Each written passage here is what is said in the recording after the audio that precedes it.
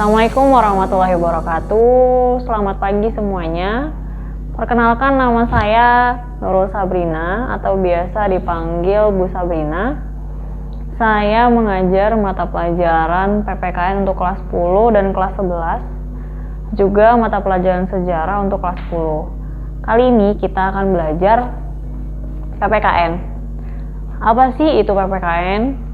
Mungkin kalian sudah biasa mendengar atau belajar gitu ya sejak dulu, bahkan sejak kalian SD kan sudah belajar PPKN.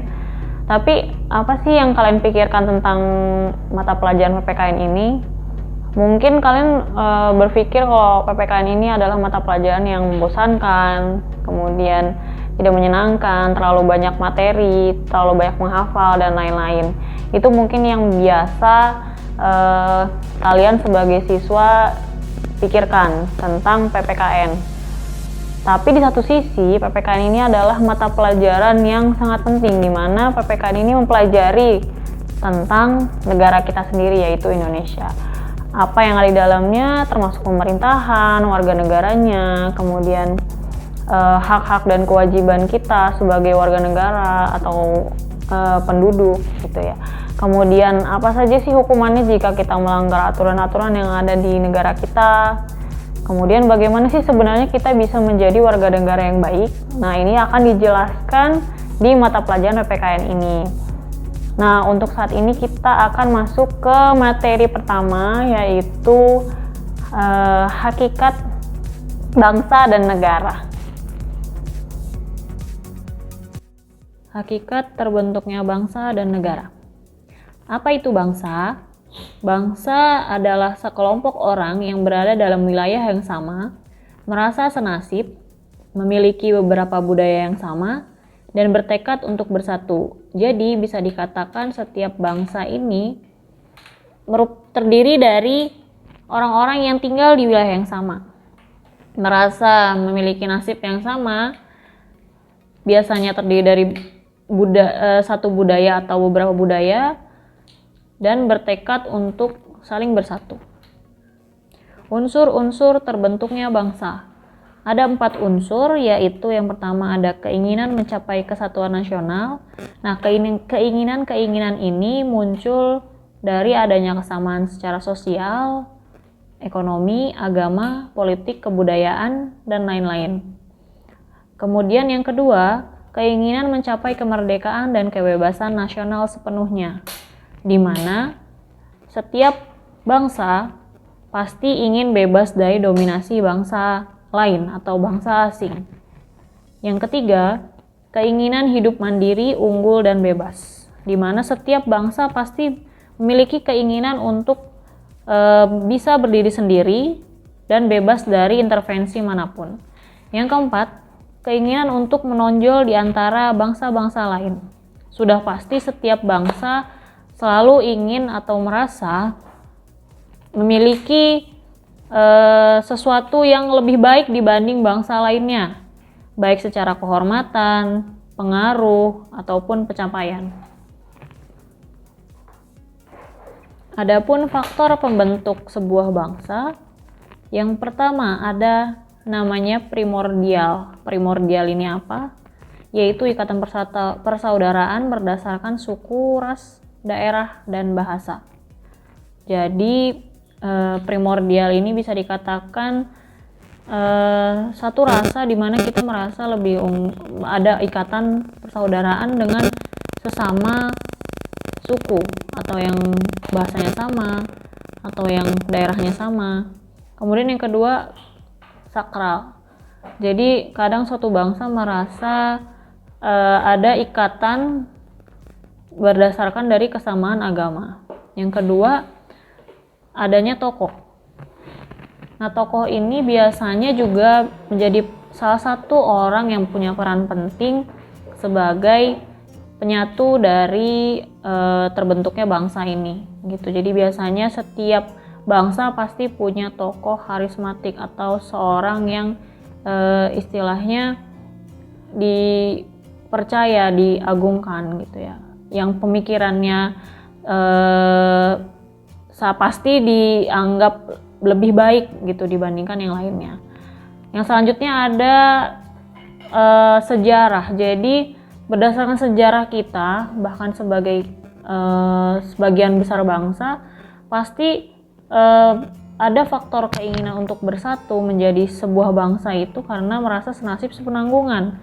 Karena dari berdasarkan sejarahnya, ya sama-sama dulunya pernah dijajah, ya sama-sama dulunya pernah merasa susah, dan lain-lain. Selanjutnya Bhinneka Tunggal Ika. Bhinneka Tunggal Ika. Nah, Bhinneka Tunggal Ika ini dimana kita pasti merasa bersatu walaupun memiliki banyak perbedaan.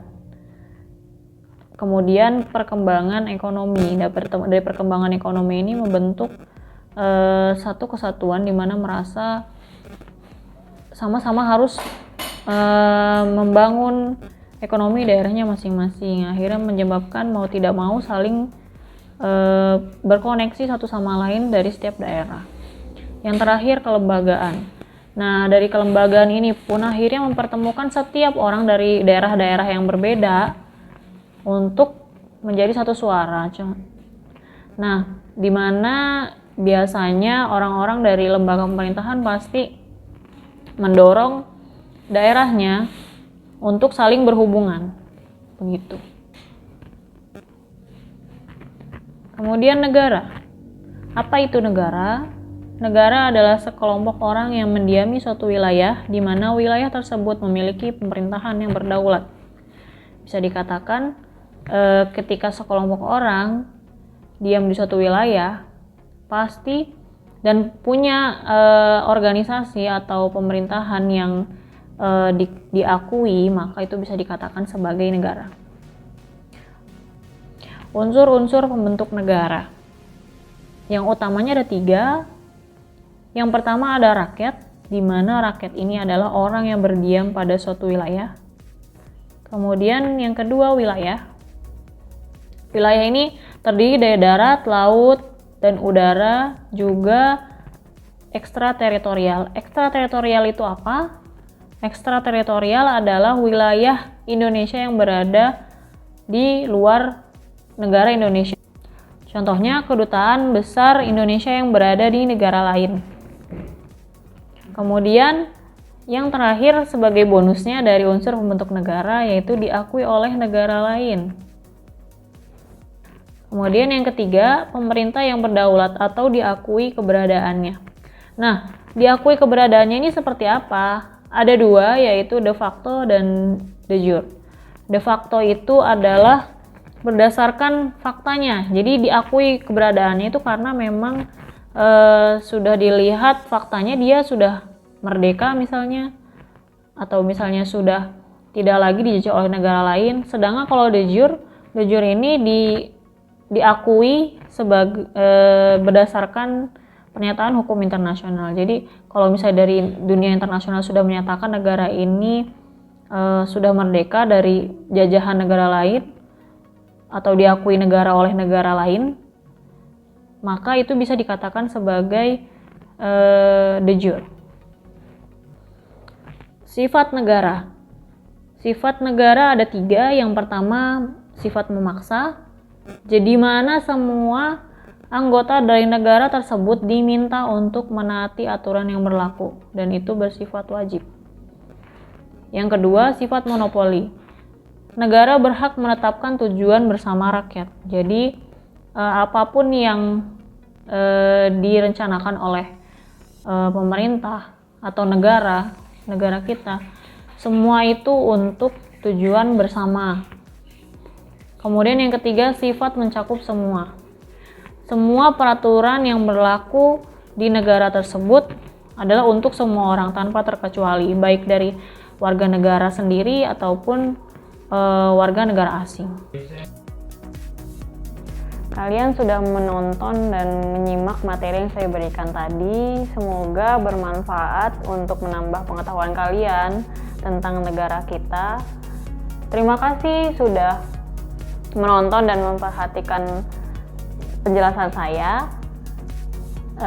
Sampai bertemu lagi di pertemuan selanjutnya. Jangan lupa komen dan like video ini. Terima kasih. Assalamualaikum warahmatullahi wabarakatuh.